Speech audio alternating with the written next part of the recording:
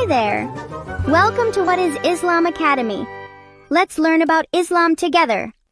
Some questions echo across centuries, demanding our attention even today. One such question centers on the marriage of Prophet Muhammad to Aisha, particularly her age at the time. This detail can be jarring to modern sensibilities, raising concerns about childhood, consent, and morality. But discomfort shouldn't end the conversation. It should start a thoughtful exploration. Our goal isn't to justify the past by today's standards, but to understand the context and culture of 7th century Arabia. We must ask, what were the norms for marriage then? Who was Aisha as a person and leader? How did their society view this union? By seeking answers, we move from judgment to understanding, letting history guide our perspective.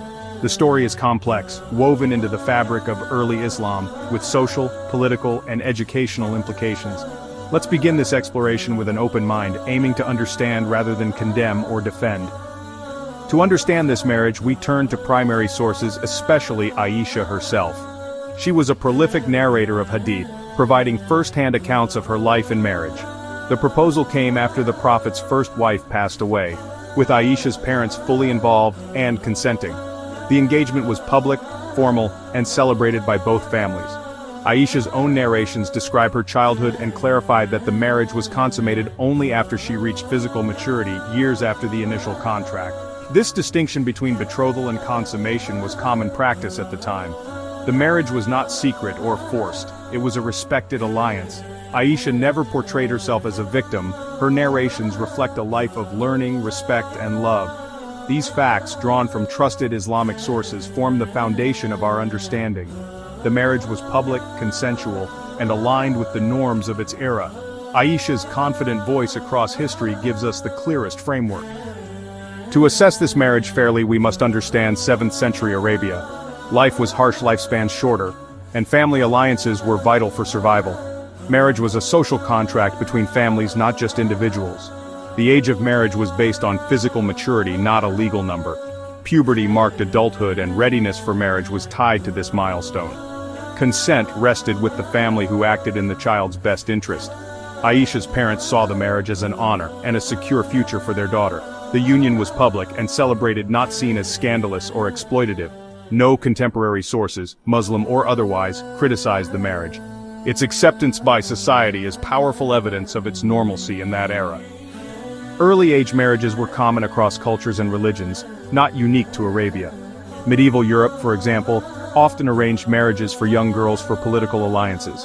The Catholic Church set minimum marriage ages at 12 for girls, 14 for boys.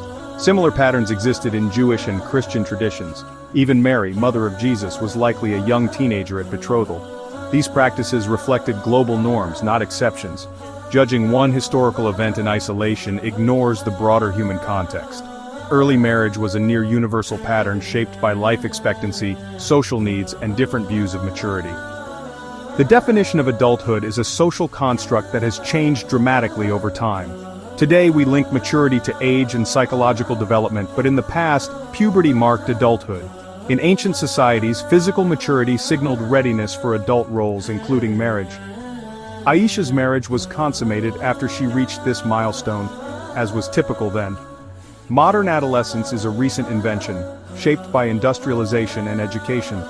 Environmental factors also affected the age of puberty, but the principle remained.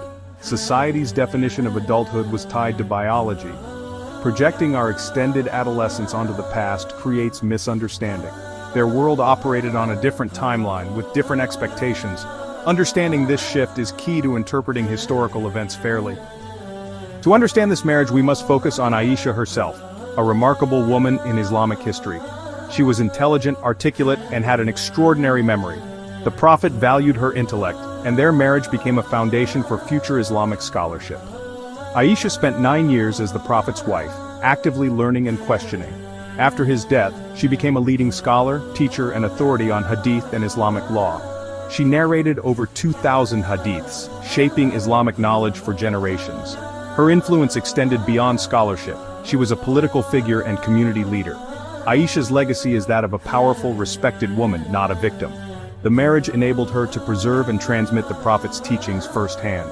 Her life stands as a testament to her strength and enduring impact. The marriage of Muhammad and Aisha was a public event, openly celebrated in Medina. In a hostile environment, the Prophet's enemies scrutinized every aspect of his life. They attacked his character relentlessly, but never criticized this marriage. If it had been seen as immoral, it would have been used against him.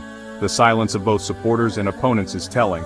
There was nothing scandalous by the standards of the time. The marriage was normal, accepted, and raised no controversy. This challenges our modern assumptions and highlights the importance of historical context. The union passed the moral test of its own era, even among the Prophet's fiercest critics. The controversy is a modern one, not a historical reality. Aisha's own accounts reveal a marriage built on love, respect, and intellectual partnership. She describes playful moments, affection, and the Prophet's kindness. Their relationship was one of equals. He valued her mind and encouraged her questions. Their home was a center of learning, shaping Aisha into a leading scholar. Nowhere does Aisha express regret or unhappiness about her marriage. She spoke of the Prophet with admiration and love even decades later. Her pride in her role as his wife and student is clear in her narrations. Aisha's testimony is the most authentic insight into their relationship. Her life's work stands as evidence of a partnership rooted in love, respect, and shared purpose. The controversy over this marriage arises from judging the past by today's values, a mistake called presentism. 7th century Arabia had different assumptions about life, family, and maturity. Condemning their practices by modern standards leads to misunderstanding, not clarity.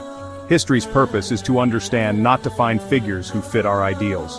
When we view the marriage in its context, it becomes a culturally normal union with lasting impact. It was public, consensual, and never criticized by contemporaries. Aisha became a leading scholar, preserving vital knowledge for generations. To truly understand, we must set aside our modern lens and engage with the past on its own terms.